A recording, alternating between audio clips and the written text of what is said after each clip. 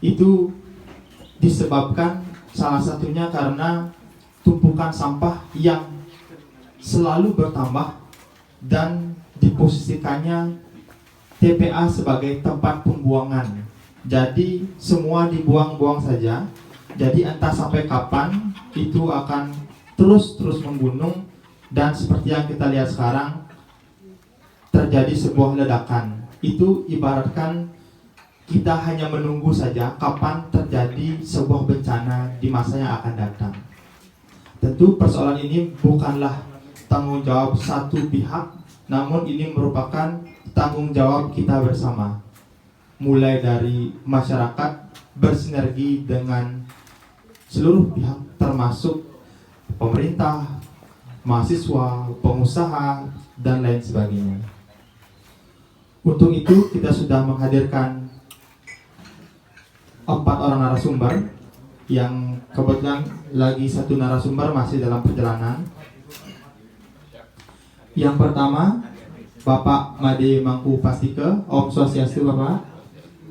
Beliau merupakan Gubernur Bali dari tahun 2008 sampai 2018 dan sekarang aktif sebagai anggota DPD RI. Tepuk tangan untuk beliau. Kemudian kita juga telah hadir Bapak Dr. Gede Suwardana yang merupakan Wakil Ketua Umum Persatuan Nusantara. Beliau memiliki pengalaman sebagai Ketua KPU Buleleng dan juga beliau merupakan alumni Ketua PC KMHDI Buleleng. Tepuk tangan untuk beliau Gede. Kemudian kita juga kedatangan, kita telah mengundang Bapak Ketua PD Pimpinan Daerah KMHDI Bali, Putu Esa Purwita, yang saat ini sedang menempuh pendidikan Magister Program Studi Manajemen Lingkungan di Universitas Pendidikan Ganesha. Tepuk tangan untuk beliau. Kemudian lagi satu narasumber yaitu Bapak Imade Karyade SESHMH yang merupakan seorang advokat dan juga alumni dari pimpinan daerah KMHDI Bali, masih dalam perjalanan. Indonesia juga, Bali juga, terutama sekali yang wilayah-wilayah sekitar situ, Denpasar, Badung, Tabanan, Gianyar, memang sama. Kita ini memang semua menghasilkan sampah. Mulai pagi tadi, kalau kita ke WC, itu sampah itu yang kita keluarkan itu limbah itu. Kita sekarang kita makan kacang, makan kedelai, ini semua ada sampahnya. Semua kita menghasilkan sampah. Jadi kalau bicara tentang sampah, memang semua tanggung jawab semua orang. Bagaimana mempersedikit sampah ini, reduce, bagaimana lagi mengolah sampah itu, atau digunakan lagi, namanya reuse, dan mengolahnya supaya bisa menjadi barang yang berguna lagi, recycle, 3R katanya. Ini semua orang udah tahu nih.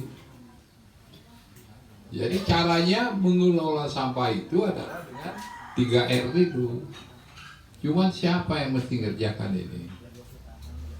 Dari mana? Dan itu perlu duit, perlu upaya, perlu sistem. Jadi ini calon master bidang lingkungan, termasuk urusan sampah kan. Kalau bicara sampah itu bicara juga lingkungan.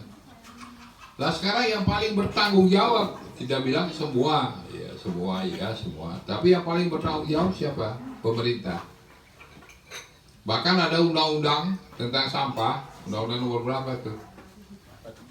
Saya lupa tahun berapa tuh.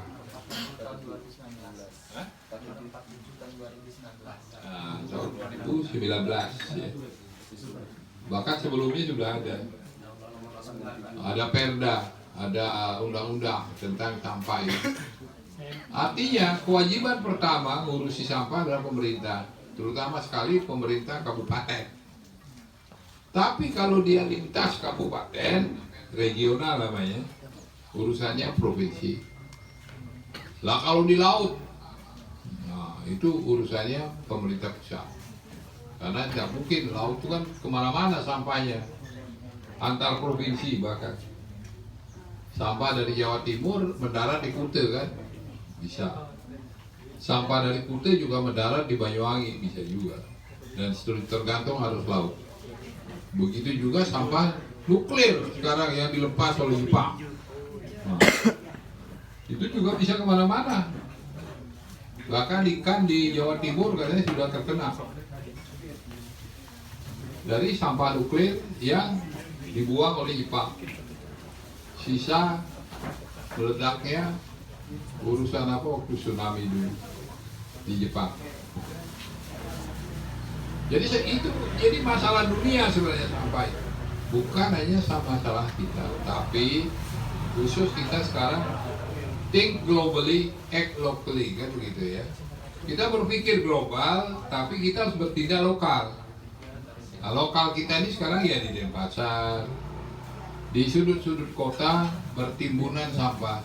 Begitu juga di Badung, di sudut-sudut tertentu, karena mereka tidak bisa buang ke Suwung, karena Suwung masih tertutup. Katanya apinya belum 100% padam. Kenapa? Tumpukannya ketinggian, sehingga gas metan di bawah itu bahaya, ada habis-habis itu. Seharusnya gas metan itu disedot, bisa diubah menjadi energi listrik. Harusnya, itu salah satu cara untuk mengurangi gas metan itu. Terus di bawah itu juga karena tumpukan itu mengalir yang namanya lindi, ya, cairannya itu. Itu juga sangat berbahaya, lindi itu. Jadi kalau kita mau bicara sampah tadi, memang kita harus pelajari anatominya dan seterusnya dan seterusnya. Nah, kembali lagi, kewajiban siapa? Yang pertama, kewajiban pemerintah. Kita tadi ke sini pasti naik motor, naik mobil, kita bayar pajak tuh. Samsat itu bayar pajak. Beli mobil, beli motor, bayar pajak, BBM, dan seterusnya. Itu duitnya antara lain, Om Swastiastu, silakan. Antara lain duitnya untuk ngurus sampah itu.